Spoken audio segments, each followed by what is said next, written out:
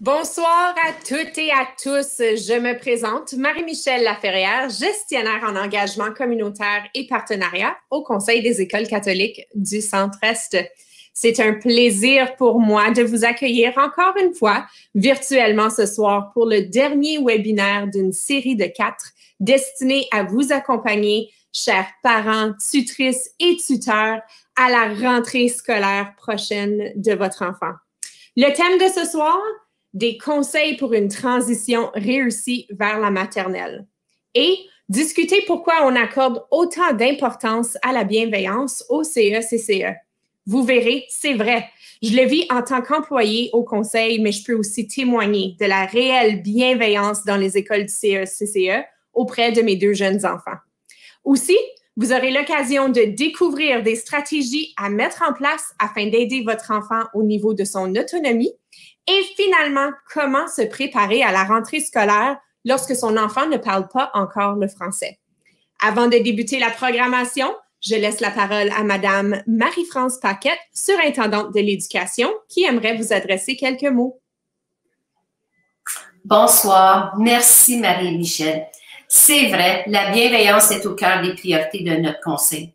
Chaque enfant, lors de sa rentrée scolaire, sera pris en charge par du personnel engagé et chaleureux. Que ce soit l'enseignant de votre enfant, l'éducateur à la petite enfance ou toute l'équipe de la direction et du secrétariat, toutes et tous sont là pour veiller au bien-être et à l'épanouissement de vos tout-petits. Lors des premières journées à l'école de votre enfant, vous serez en communication étroite avec son enseignant et son éducateur. En effet, cette communication initiale formera la base de votre relation avec l'équipe école qui sera là tout au long de l'année pour vous faire part des bons coups de votre enfant, vous faire découvrir son humeur ou son enthousiasme ou encore son entraide envers un ou une camarade de classe et qui sait, son leadership dans la classe. La rentrée scolaire est certes une période riche en changements et c'est d'autant plus rassurant que de savoir que votre enfant sera entouré par un personnel scolaire qui s'intéressera à lui, qui sera à l'écoute de ses besoins et des questions et qui saura créer des liens authentiques et durables. Votre enfant sera accueilli par son prénom avec un sourire à chaque jour. Ce genre de geste contribue d'ailleurs à cultiver l'empathie et la gentillesse chez les tout-petits, des valeurs chrétiennes chères à notre conseil. La bienveillance est vécue chaque jour. On y travaille ensemble, car un enfant qui est bien apprend bien. Restez avec nous. Vous apprendrez plein de trucs et astuces pratiques ce soir pour bien vous préparer à cette grande rentrée. Je vous souhaite un bon webinaire. Merci beaucoup, Madame Paquette. Je suis certaine, chers parents, que la majorité de vos questions qui seront adressées ce soir. Mais je vous rappelle que si vous n'avez pas obtenu réponse à vos questions, sachez que vous recevrez un courriel avec des informations supplémentaires dès la fin du webinaire, incluant un lien vers un formulaire qui vous permettra de poser vos questions ainsi que de fixer un rendez-vous avec une de nos expertes ou un de nos experts en éducation. On va maintenant parler d'autonomie avec Sylvie Leduc et Anne Gravel, agentes à la petite enfance. Pourquoi est-ce si important de cultiver l'autonomie auprès de notre enfant? Qu'est-ce qu'on doit le ou la laisser faire seul? Chers parents, tutrices et tuteurs, je crois bien que le prochain segment va vous encourager à lâcher prise, mais en vous donnant plein de trucs et d'astuces pour y arriver avec brio. Donc, allons-y, on s'y lance. Bonsoir, mesdames. Bonsoir. Sylvie, d'emblée de jeu, je commence avec vous. Est-ce qu'il est vraiment important de développer l'autonomie chez l'enfant? Oui, justement, Marie-Michelle, il est important de développer l'autonomie chez l'enfant. L'autonomie permet à un enfant de se débrouiller au quotidien, de devenir de plus en plus indépendant et de pouvoir prendre ses propres décisions. Pour l'enfant, plus l'enfant devient autonome, plus il se sent qu'il a une forme de contrôle sur soi-même et sur sa vie. Ce sentiment est un élément essentiel au développement de la confiance en soi. Lors du dernier webinaire, vous avez été nombreux à répondre aux mentis indiquant qu'il est important pour vous que votre enfant soit en mesure de s'habiller, d'aller à la toilette, d'ouvrir ses contenants et de se nourrir et de demander de l'aide. Vous êtes donc du même avis que moi qu'il est important de développer l'autonomie chez l'enfant avant sa rentrée scolaire. Les apprentissages académiques viendront lors de son cheminement scolaire. Plus votre enfant grandit, plus il est devenu aventureux. Il grimpe, court, saute. Votre enfant fait de plus en plus de découvertes. Il arrive au stade où je veux faire toute seule. C'est certain qu'en tant que parents, nous voulons ce qu'il y a de meilleur pour nos enfants. Nous voulons le protéger autant que possible. Rendre l'enfant autonome a des avantages pour tous, autant pour l'enfant que pour les adultes.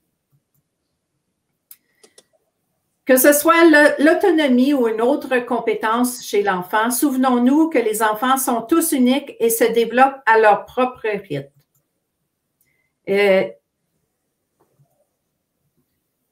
Même si l'âge de l'enfant nous donne un aperçu de son degré d'autonomie, il ne faut pas oublier que chaque enfant est unique et évolue différemment. Donc, un conseil que j'aimerais partager avec vous, c'est ceci. Si vous avez des préoccupations au sujet du développement de votre enfant, parlez-en à l'équipe école, direction, enseignante, éducatrice, lorsque vous inscrivez votre enfant ou aussi rapidement que possible par la suite.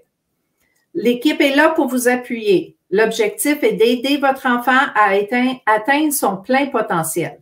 L'équipe saura vous guider vers les ressources nécessaires.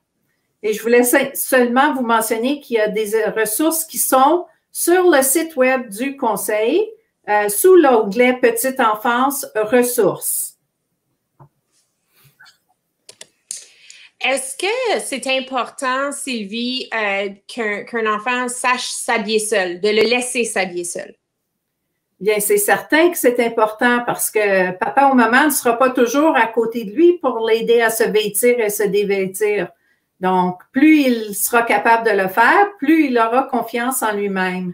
Donc, vers l'âge de 3-4 ans, un enfant sait comment se déshabiller seul, sait détacher complètement la fermeture éclair de sa veste. Il sait mettre ses mitaines, mais parfois, elles ne sont pas sur les bonnes mains, mais c'est pas grave. Et de 4 à 5 ans, l'enfant peut s'habiller seul. Donc, une fois arrivé à l'école, il devrait être en mesure d'être capable de mettre certains vêtements, surtout si les vêtements sont amples.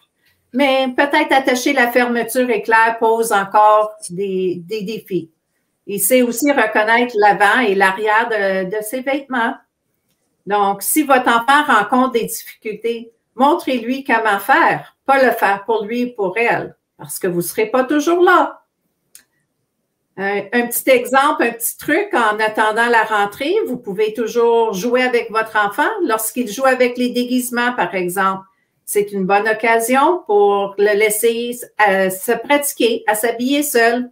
Quoi de plus enthousiasmant que les jeux d'enfants? Il faut miser sur l'autonomie de votre tout petit en lui facilitant la tâche au début. Donc, pensez, comme j'ai dit, aux vêtements amples pour commencer. Il faut aussi prévoir suffisamment de temps dans votre horaire pour lui permettre de le faire tout seul. Donc, si vous êtes pressé le matin, pensez à préparer les vêtements la veille. Et faites-lui choisir certains vêtements. Cela contribue aussi à développer son autonomie. C'est pas tellement grave si les couleurs ne s'agencent pas toujours, mais il va apprendre, il faut seulement pas défaire tout ce qu'il a déjà appris. J'aimerais vous partager une petite anecdote avec une de mes filles. Lorsqu'elle grandissait, à l'âge de 2 ans, elle aimait bien choisir ses vêtements. Elle portait du fleuri, du quadrillé. C'était pas grave, on la laissait. Puis, à un moment donné, parce que j'avais un peu honte en sortant, je me suis dit, il faut que je trouve une façon pour m'organiser davantage. Donc, j'ai organisé ses tiroirs. Elle choisissait les 2 premiers vêtements qu'elle voyait. Et moi, j'avais organisé, ça s'agençait. Donc, tout le monde était gagnant. On peut aussi utiliser des trucs mémoire pour les souliers, parce que ça, c'est difficile pour les enfants de savoir la droite de la gauche pour les souliers. Donc, on peut placer, par exemple, des petits collants ou des petits cœurs. Et dites-lui, quand les cœurs sont collés, c'est que les chaussures sont du bon côté. Il faut certainement, en tout cas, apprendre à se lâcher prise, comme on parlait au début, puis de prendre le temps. S'il y a une des choses que moi, j'ai appris avec mes enfants, c'est de toujours se donner le temps-là pour qu'ils puissent développer leur autonomie. Est-ce que c'est important, Sylvie, qu'un enfant soit propre? Ah bien oui, c'est important que l'enfant soit propre parce que saviez-vous que l'école est le lieu public le plus fréquenté par les enfants? Ils y passent 2/3 de leur temps éveillés. C'est certain qu'en passant autant de temps dans ce lieu, les enfants auront à se servir des toilettes sans la surveillance de son parent. Donc, sachez que quand les enfants arrivent à la maternelle, souvent, ils ne savent pas encore comment bien s'essuyer les fesses. Ce n'est pas la fin du monde. Tôt ou tard, votre enfant maîtrisera toutes les questions de toilette à la perfection et vous n'aurez plus du tout à vous en soucier. La maîtrise vient avec la pratique. Donc, avant la rentrée, donnez le temps à l'enfant de s'essuyer. Parlez avec lui ou avec elle qu'à l'école, il devrait être en mesure de s'essuyer seul. Montrez-lui comment prendre le papier hygiénique, combien en prendre et finalement de s'essuyer. Arrive la rentrée, si votre enfant n'a pas encore maîtrisé le tout, s'il te plaît, faites-en part à l'équipe pédagogique, donc à l'éducatrice et à l'enseignante de votre enfant. De plus, sachez qu'à l'école, il n'y a pas de siège d'appoint. Donc, parlez de cela aussi avec votre enfant pour pas qu'il y ait de surprise.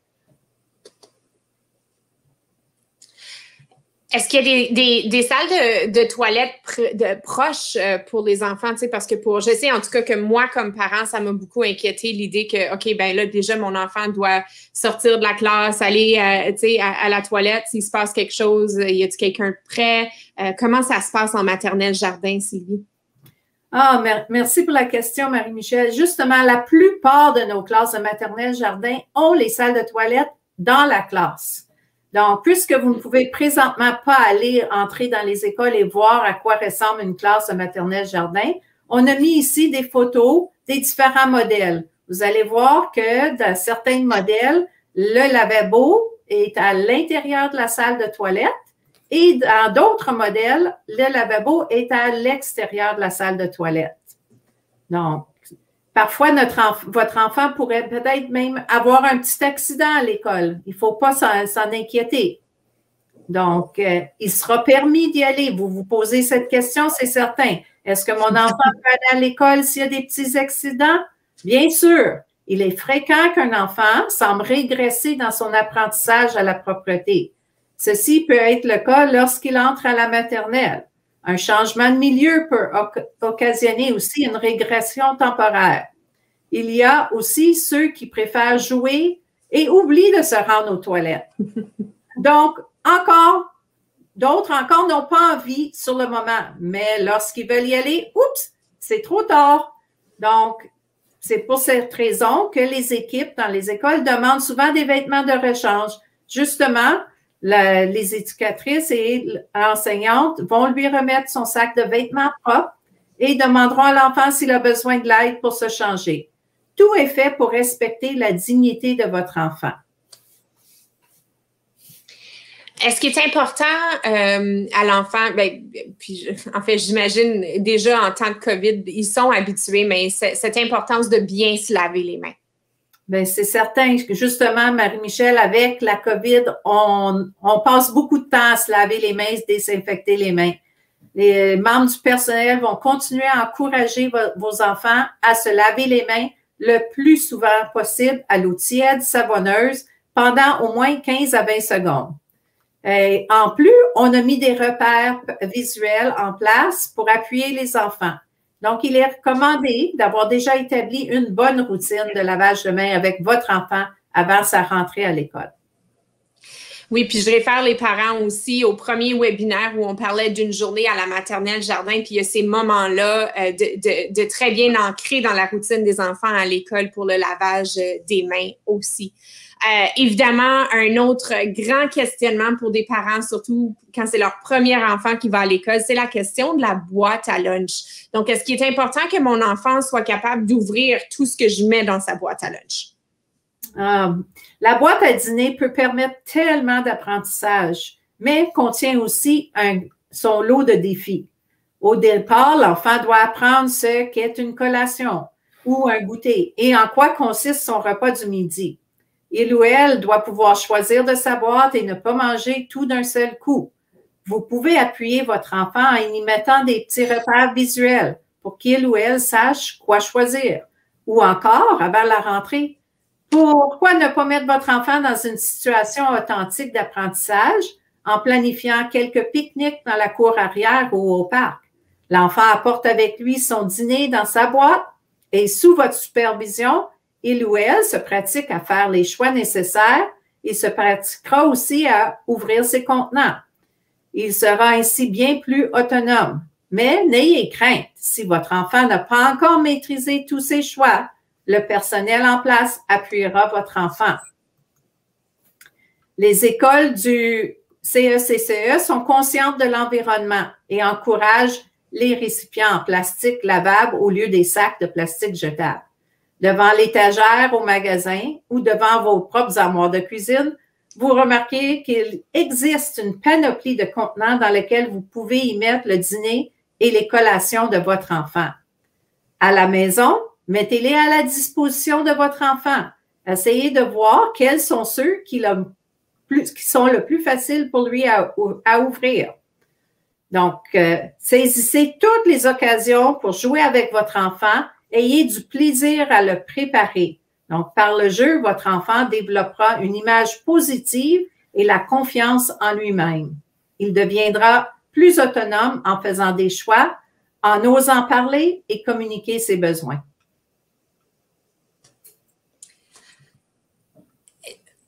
Anne, si on vient de parler beaucoup d'autonomie, puis on a répété énormément ce mot-là qui peut être un peu intimidant des fois, là, j'avoue, comme parent. Et puis on vient de parler justement d'ouvrir les contenants, d'apprendre à s'habiller. Est-ce qu'il y a d'autres trucs que les parents peuvent faire à la maison pour aider à développer ce sens de l'autonomie-là chez l'enfant? Définitivement, Marie-Michel, il y a plein d'autres trucs qu'on va pouvoir, que je vais vous démontrer dans les prochaines diapositives. Donc, un des trucs, c'est de donner des responsabilités adaptées pour votre enfant, pour son âge. On est surpris parce que parfois, on a tendance à vouloir les protéger un peu plus, mais comme vous pouvez voir dans les photos suivantes, cet enfant-là voulait vraiment passer l'aspirateur. Il adore faire des tâches ménagères, donc le boyau d'aspirateur a été réduit pour que l'enfant soit capable de passer l'aspirateur. C'est quelque chose que vous voyez, les enfants adorent pouvoir nous aider. Donc, ça, c'est une des trucs que vous pouvez faire. Ensuite, un autre truc que vous pouvez faire avec les enfants, c'est comme qu'on a déjà entendu, on apprend par nos erreurs. Donc, ça aussi, c'est vrai pour les enfants. C'est correct de laisser les enfants faire des erreurs. Eux aussi vont apprendre comme ça. Donc, vous pouvez voir dans la photo, il y a trois pots avec les plantes. Puis c'était les enfants qui étaient responsables de les entretenir. Donc, ils ont vite appris que s'ils mettaient trop d'eau, ben la plante, elle ne poussait pas, puis que le résultat était pareil que s'ils ne mettaient pas d'eau du tout. Donc, ils ont déduit par eux-mêmes qu'une plante a besoin d'eau, mais pas trop, parce que c'est pas en trop grosse quantité. Donc, il faudrait que juste ça soit parfait. Donc, c'est correct de laisser les enfants faire des erreurs. Comme nous, ils vont apprendre.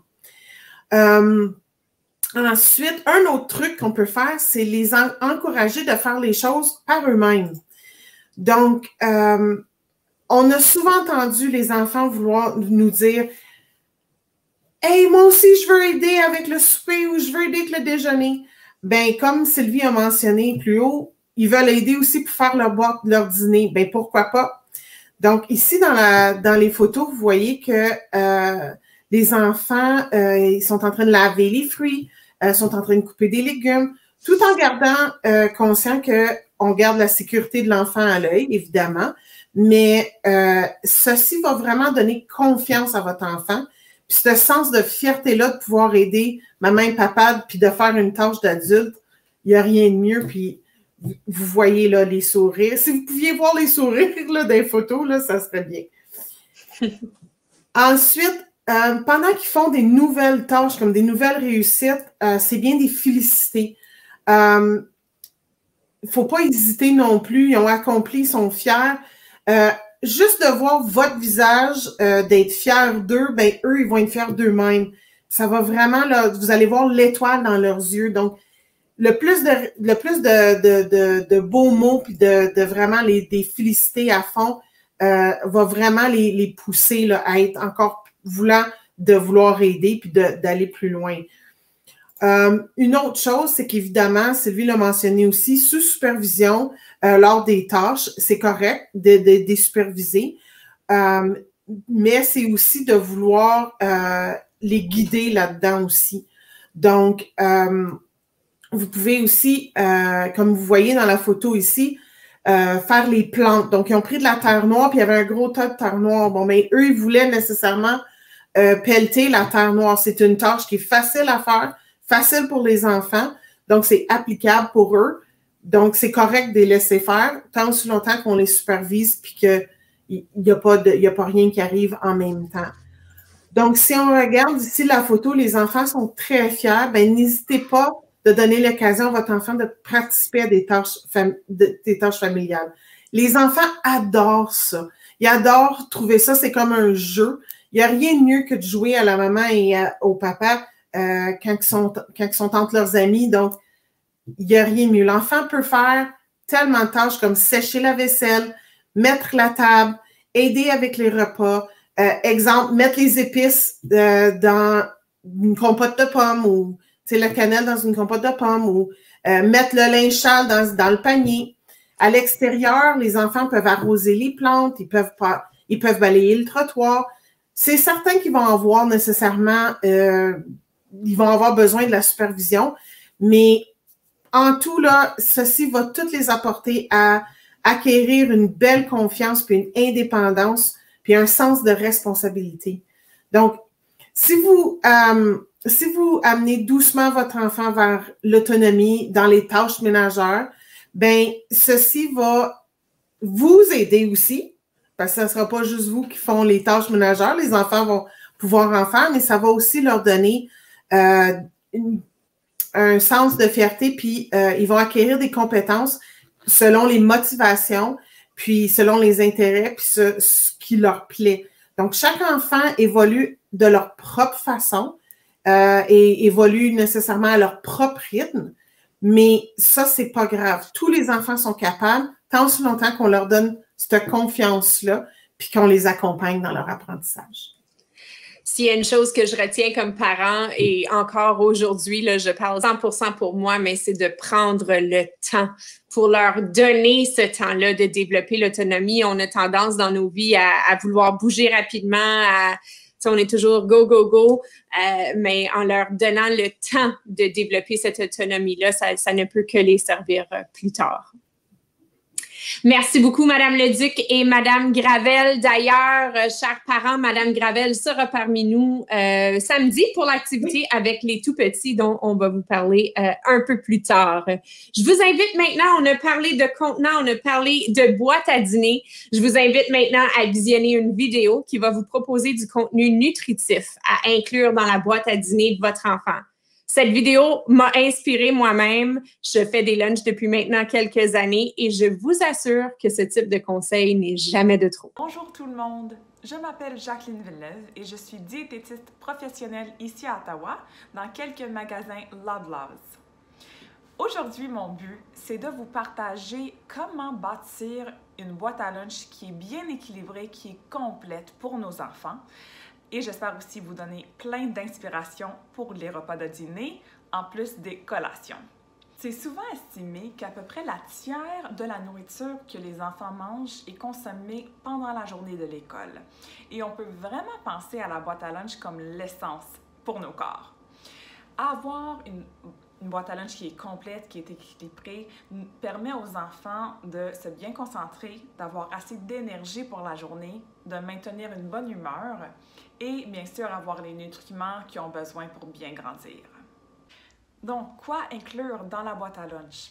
La première chose, ça serait une source de glucides, que ça vient d'un produit céréalier, donc le pain, les pâtes, le riz, le quinoa, l'avoine, ou bien d'un légume féculent, comme les pommes de terre, les courges, le maïs. Ceci est vraiment notre énergie principale. On voudrait aussi voir une source de protéines.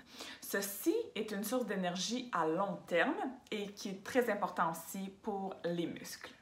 Donc, on retrouve les protéines dans les viandes, les poissons, les fruits de mer, en plus des produits laitiers, dont le yogourt et les fromages, les œufs. Et de côté végétal, on retrouve aussi les légumineuses, donc les haricots, les lentilles, le tofu et les autres produits soya, les noix et les graines aussi. Et finalement, si on peut inclure un fruit ou légume, ou bien les deux, pour avoir beaucoup de vitamines et minéraux, et que ça soit frais, congelé ou en conserve, sont tous des très bonnes options.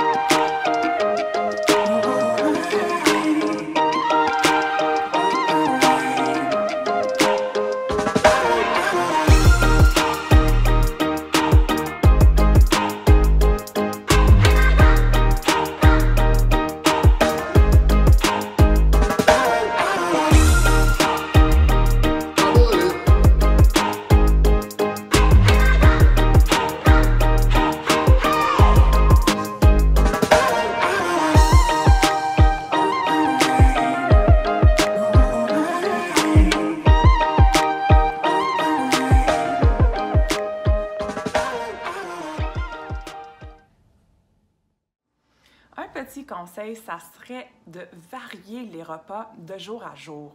C'est pas à dire qu'il faut rendre ça compliqué, mais on veut nous assurer que les enfants soient stimulés par leur boîte à lunch puis que c'est pas le même à chaque jour.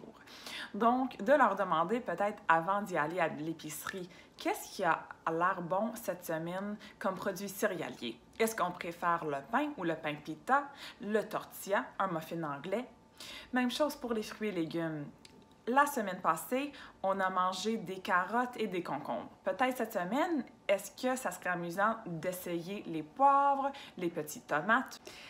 Et en plus, on sait que quand les enfants ont l'impression qu'ils ont eu du choix dans le repas, ils ont tendance à mieux manger. Au niveau de portions, on veut nous rappeler que la responsabilité du parent, c'est de rendre disponible une variété d'aliments nutritifs à chaque jour. Et c'est la responsabilité de l'enfant de déterminer combien il va manger. Et c'est normal si nos enfants ne mangent pas la même quantité de jour à jour. Ça va varier et c'est correct. À part le dîner tel quel, on veut absolument envoyer aussi des collations pour éviter des longues durées sans manger. Une collation équilibrée comprend, encore une fois, une source de glucides avec une source de protéines. Voilà quelques exemples.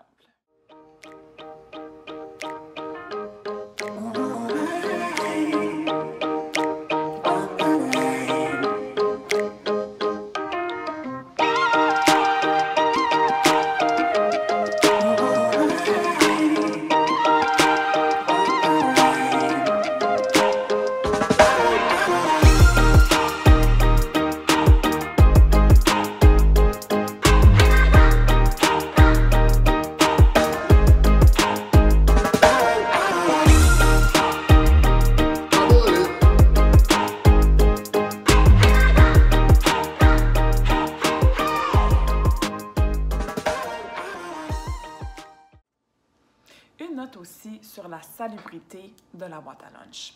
Si on envoie quelque chose de périssable, dont la viande, le poisson, les œufs, la mayonnaise, entre autres choses, on veut nous assurer qu'on envoie aussi un bloc congelé dans la boîte à lunch pour garder la température, ou bien ça pourrait être une boîte de jus congelé ou un yogourt, un contenant de yogourt congelé, et de parler à nos enfants d'essayer de mettre leur boîte à lunch à l'abri du soleil ou loin des sources de chaleur, ou même encore mieux dans le frigo à l'école si c'est disponible.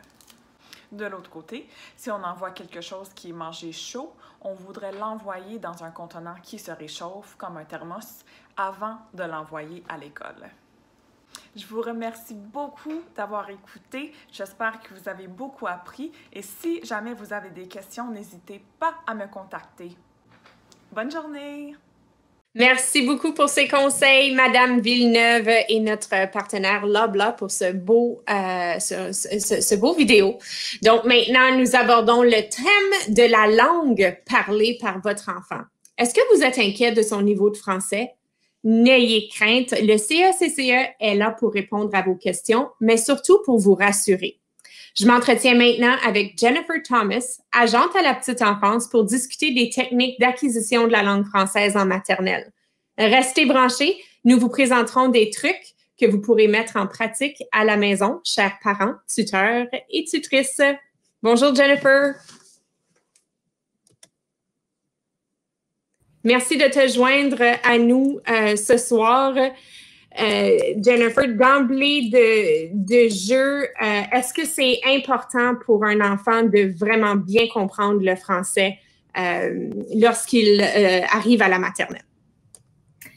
Donc, il y a plusieurs choses. Donc, c'est sûr que tous les enfants qui nous arrivent en maternelle nous arrivent à des stades de développement différents dans tous les domaines, incluant l'apprentissage de la langue. Donc, les premières semaines d'école, l'équipe pédagogique, donc l'enseignante et l'éducatrice de la petite enfance de votre enfant, le but des premières semaines, c'est vraiment d'apprendre à connaître les enfants qui ont dans leur salle de classe. Donc,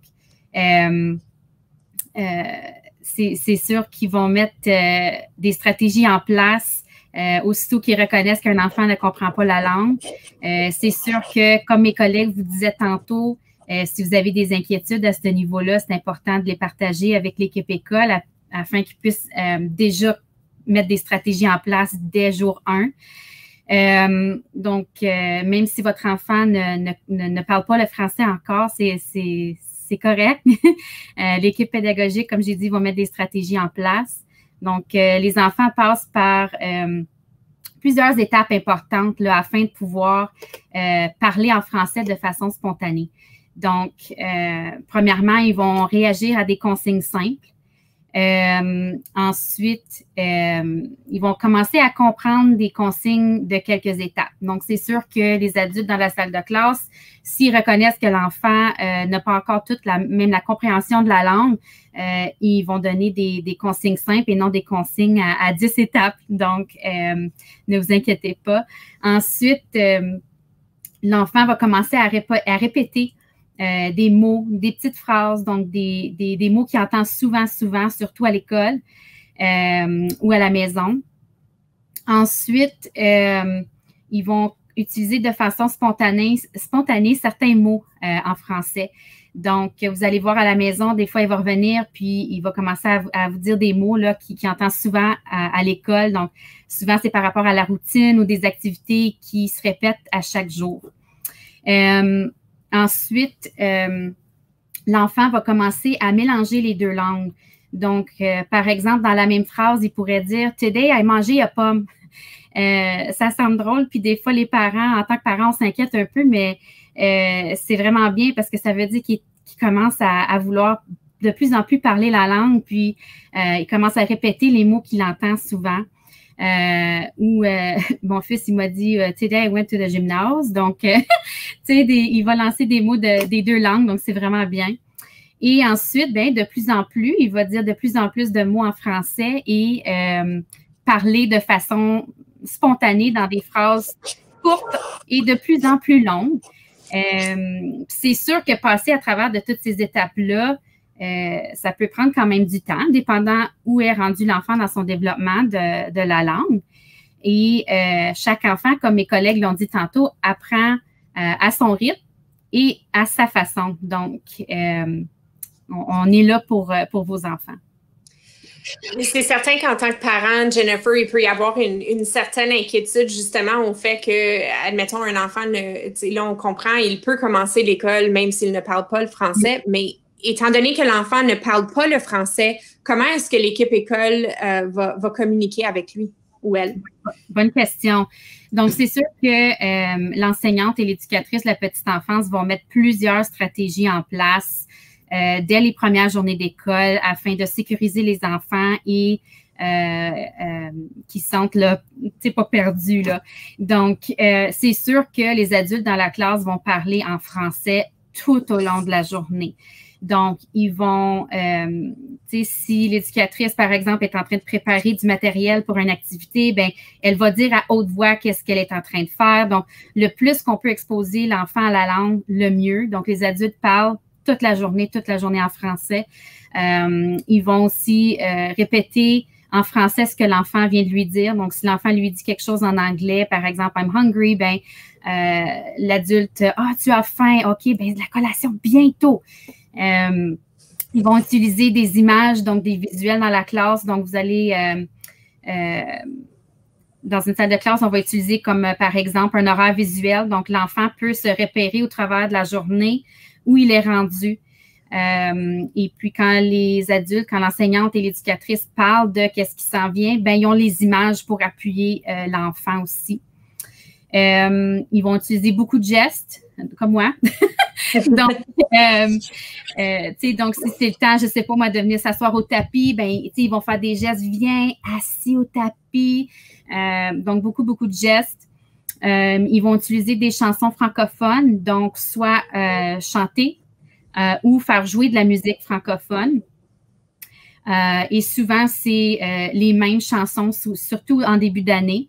Donc, des fois, les enfants aiment beaucoup la répétition, surtout quand ils sont en apprentissage d'une langue parce que de plus en plus, ils commencent à reconnaître les mots et sont de plus en plus confiants dans leur apprentissage aussi.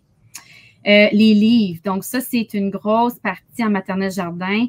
La lecture des livres, donc l'heure du conte ou peu importe comment vous voulez l'appeler, mais c'est de lire des livres. Il y a des livres à la disposition des enfants aussi tout le temps. Ils travaillent fort pour instaurer une routine aussi en maternelle. Donc, encore là, ça sécurise l'enfant. Donc, même s'il n'y a pas encore toute la compréhension de la langue, parce qu'il y a un horaire mis en place, il sait qu'est-ce qui s'en vient, même s'il n'y a pas encore toute la compréhension. Donc, il y a de plus en plus, il se sent sécurisé. Donc, il y a de plus en plus de confiance là, en lui et dans ses apprentissages.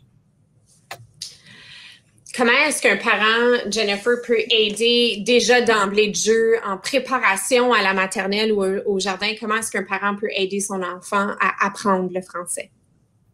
Donc, c'est sûr que, le plus que l'enfant est exposé à la langue, le mieux. Vous aussi, vous pouvez à la maison lire des livres. Un beau moment pour faire ça. Moi, j'adore faire ça avec mon fils avant qu'il se couche. C'est toujours ce petit moment-là qu'on a juste nous deux pour lire un livre en français. Je fais ça depuis qu'il est tout petit, puis ça devient un moment vraiment spécial, mais en même temps, un moment en français. Donc, c'est vraiment bien. Autre chose que vous pouvez faire, c'est écouter des films et des émissions en français. Donc, si vous êtes comme moi puis vous vivez dans une famille qui a deux langues, ben des fois la télévision c'est plus sur l'anglais ou une autre langue, mais c'est d'essayer d'inclure le plus possible des émissions en français.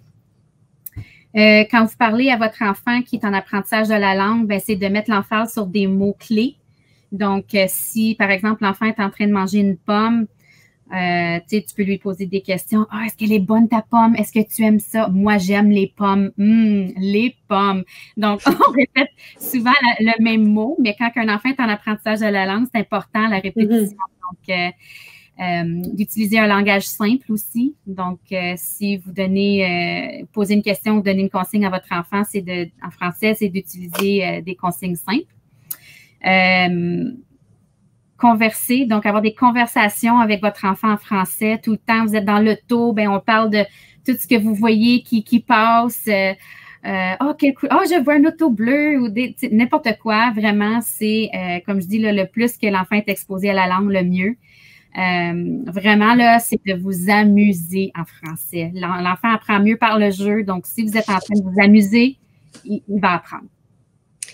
En général, si un enfant ne parle pas le français, c'est parce qu'un des deux parents ne le parle pas non plus. Donc, comment est-ce que le parent qui n'a pas le français comme langue maternelle peut aider son enfant dans l'apprentissage? Oui. Donc, premièrement, le parent qui ne parle pas le français, c'est de toujours garder une attitude positive envers la langue française. Donc, moi, quand j'étais toute petite, mon père est anglophone, ma mère est francophone, mais mon père m'a toujours encouragée avec le français. Il venait voir tous mes spectacles à l'école en français, même s'il ne comprenait rien. Donc, c'est vraiment de garder une attitude positive envers la langue et d'encourager la langue française à la maison ou dans certaines activités. Comme j'ai dit tantôt, exposer l'enfant le plus possible à la langue. Donc, si à la maison, c'est plus dans une autre langue, mais est-ce que vous avez de la famille qui parle français, qui pourrait parler de plus en plus en français avec votre enfant, un voisin, un ami, etc. Puis, le parent qui ne parle pas français, ben c'est important de continuer à parler dans sa langue maternelle. Donc, si votre langue maternelle, c'est l'anglais, bien, continuez à parler à votre enfant en anglais. Il a besoin de sa langue maternelle aussi. Elle est importante. Des livres dans votre langue maternelle, jouez avec votre enfant dans la langue maternelle.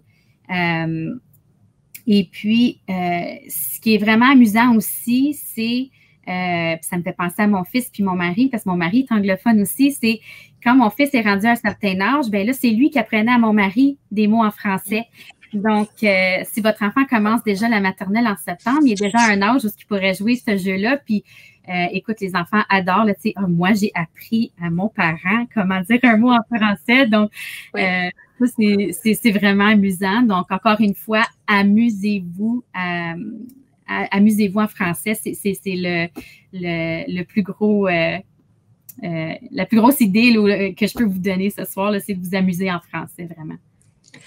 Merci beaucoup, Jennifer. On te retrouve toi aussi samedi matin pour une activité avec nos tout-petits. Et encore une fois, chers parents, je vous en donnerai plus d'informations à la fin du webinaire. Bonne soirée. Merci, Jennifer. La pandémie a certainement apporté son lot de questionnements. Puis la rentrée scolaire n'y échappe pas. C'est normal comme parent de se poser la question, devrais-je envoyer mon enfant à l'école en présentiel ou choisir l'apprentissage virtuel? Ici, au CECCE, les deux options sont bonnes. Chaque famille doit décider selon les circonstances et ses besoins spécifiques. Avant de m'entretenir avec ma prochaine invitée, je vous invite à visionner la vidéo suivante pour vous plonger dans le monde de l'apprentissage en mode virtuel.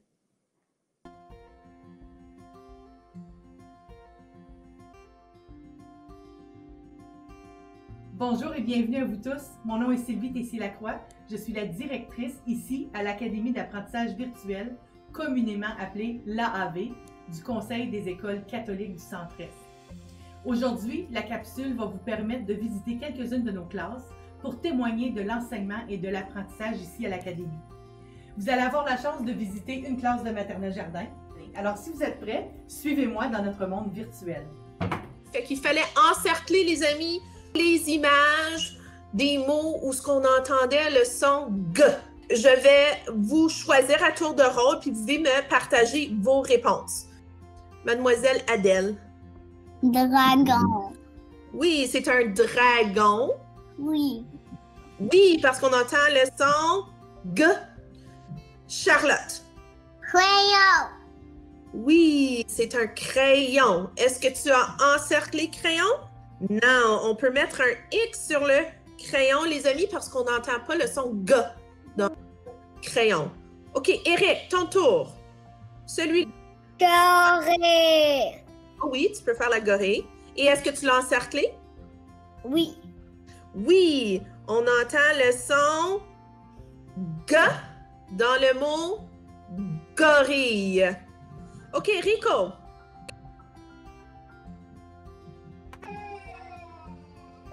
Rico, c'est un radis. Est-ce que tu peux dire ça?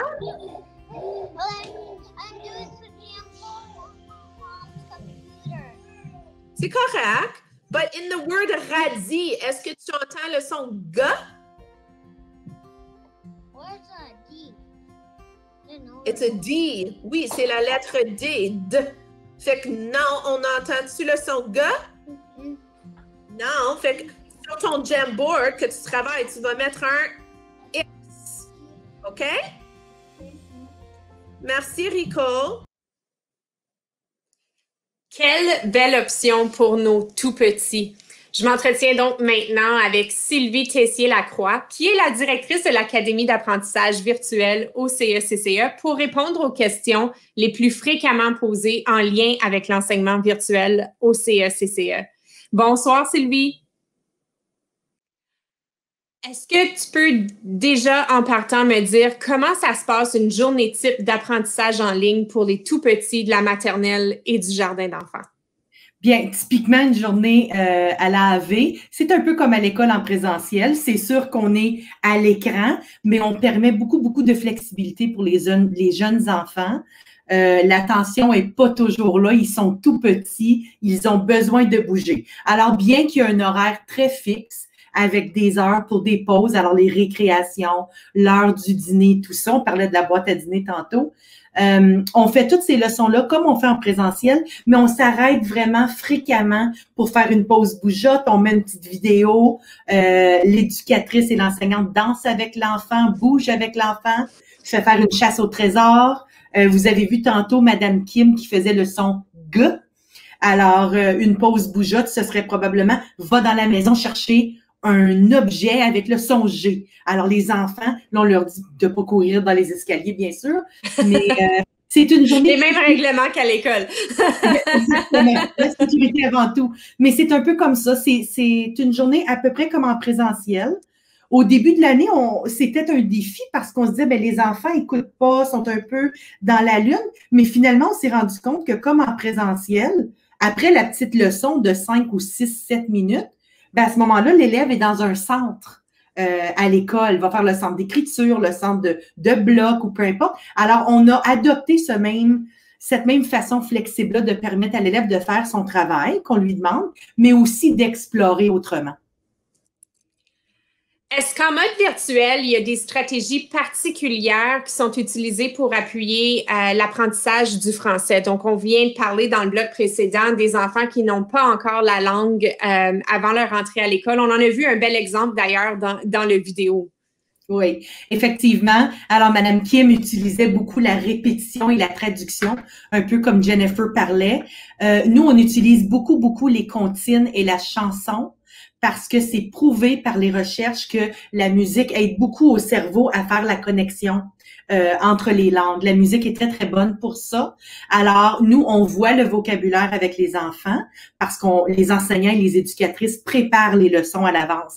Alors, on tente de voir le vocabulaire et Jennifer l'a dit tantôt, avec des gestes, avec la répétition, avec des images. Et à un moment donné, on l'écoute dans les chansons et on répète. Et à un moment donné, l'enfant finit par acquérir le vocabulaire nécessaire.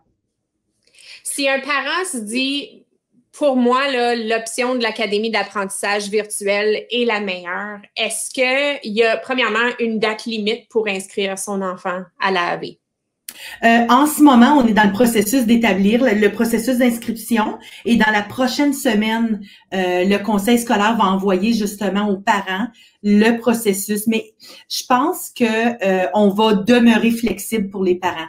Compte tenu de la situation actuelle avec le virus et tout ça, la COVID, ne sachant pas en tant que parent, parce que je suis parent aussi, c'est un peu difficile de planifier justement et de dire tout de suite, bien oui ou non, j'envoie mon enfant à l'académie. Donc, on va demeurer flexible pour le bien-être de toutes les familles et pour la planification des familles aussi. Donc, on ne mettra pas tout de suite une date limite. C'est sûr qu'à un moment donné, pour planifier et organiser les classes, les listes de classes, il va falloir que ça devienne, là, dites-nous si vous êtes intéressés, mais pour le moment, on laisse ouvert.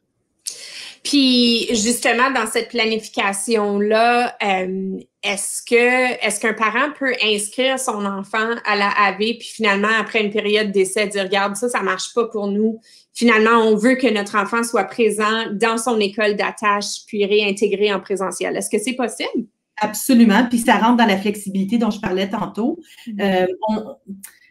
Les familles, les parents, c'est difficile de planifier dans le temps dans lequel on vit, dans la situation actuelle. Donc oui, le parent peut décider, c'est quoi, ça fonctionne pas tellement bien, il est trop petit, pour toutes les bonnes raisons qui existent. Et à ce moment-là, on demande entre 24 et 48 heures aux parents. On demande de désinscrire l'enfant officiellement. Et entre nous et l'école d'attache, on se donne 24 à 48 heures pour que l'école d'attache puisse bien préparer la venue de l'élève parce que au conseil, nous, chez nous, on est beaucoup axé sur le bien-être de tout le monde et surtout de nos élèves et des petits qui nous arrivent. Donc, on veut vraiment bien préparer leur arrivée à l'école d'attache. Donc, on se donne 24 à 48 heures pour préparer tout ça, préparer les amis qui vont avoir un nouvel ami dans leur classe. Mais oui, les parents peuvent faire ça sans problème. Évidemment, le CSCE s'est retourné très rapidement pour pouvoir offrir l'AAV lorsque la pandémie a déclenché il y a maintenant presque un an. Des fois, c'est dur à croire et des fois, c'est très long quand même. Mais est-ce que l'AAV va demeurer un service qui est offert seulement pendant la pandémie? Donc, est-ce qu'il y a un risque qu'un parent dirait « OK, j'ai inscrit mon enfant à l'AAV, il commence en virtuel en septembre 2021 », mais que tout à coup, à la demande du conseil, tout le monde doit réintégrer la salle de classe en cours d'année scolaire?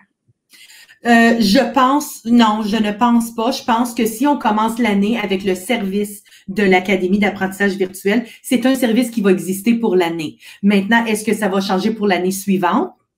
Très possible. On n'a pas de boule de cristal. On peut difficilement prédire ce qui va arriver. Mais si on débute l'année avec ce service-là pour nos élèves et nos familles, pour la grande famille et le territoire du CSCCE, ça va être là pour l'année. Ce qui est une chose sûre que moi, j'ai remarqué depuis mon arrivée au conseil scolaire, c'est que cette option, elle est quand même très populaire et très en demande auprès des parents. C'est très rassurant.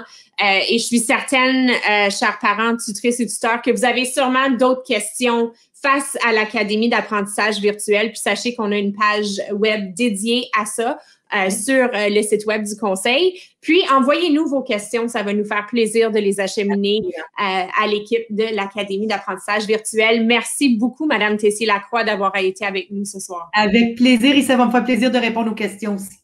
Mais c'est merveilleux.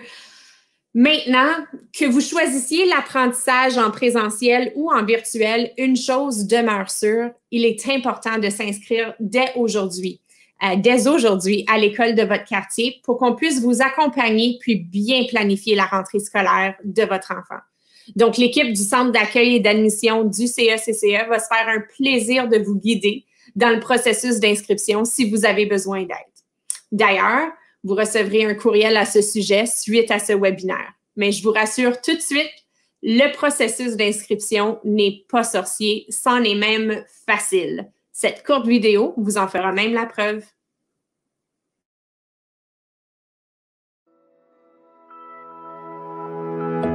Vous cherchez à inscrire votre enfant dans une des écoles du Conseil des écoles catholiques du Centre-Est? Aujourd'hui, je vous accompagne dans la simulation d'une inscription en ligne afin que vous puissiez vous y lancer avec confiance. Je vous partage mon écran. Le processus se résume à quelques courtes étapes.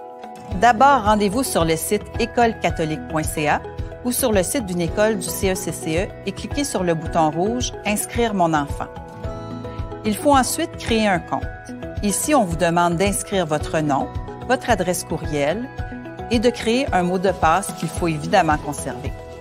En créant un compte, vous recevrez automatiquement un courriel vous donnant accès au formulaire de demande d'inscription en ligne.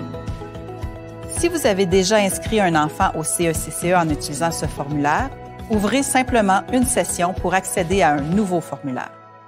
Un seul compte peut être créé par famille, mais chaque enfant doit être inscrit individuellement. Vous serez maintenant invité à remplir le formulaire d'inscription en ligne. À noter que les informations fournies sont automatiquement sauvegardées. Vous pouvez donc quitter et reprendre l'inscription quand cela vous convient.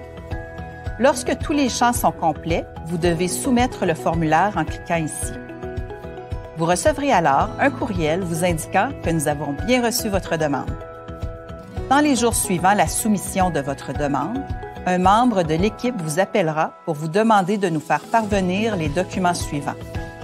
Nous aurons besoin d'une preuve d'âge, d'une preuve d'adresse et d'une preuve de catholicité. Dans certains cas, une preuve du statut d'immigrant du parent et de l'enfant ou d'autres documents tels qu'un plan d'enseignement individualisé, des rapports médicaux ou des documents légaux relatifs à la garde légale de l'enfant pourraient vous être demandés. Vous devez numériser les documents ou les prendre en photo et nous les faire parvenir par courriel à l'adresse inscription@écolecatholique.ca. Une fois tous les documents reçus, on communiquera avec vous pour planifier une rencontre téléphonique ou une vidéoconférence. Lors de cette rencontre, vous aurez l'occasion d'échanger avec une direction d'école qui vérifiera les informations fournies afin de finaliser l'inscription de votre enfant. Vous avez toujours des questions? Consultez notre document des questions les plus souvent demandées ou écrivez-nous à inscription@écolecatholique.ca et un expert en éducation se fera un plaisir de communiquer avec vous. Merci d'avoir choisi l'école francophone de votre quartier. Au plaisir de vous accueillir.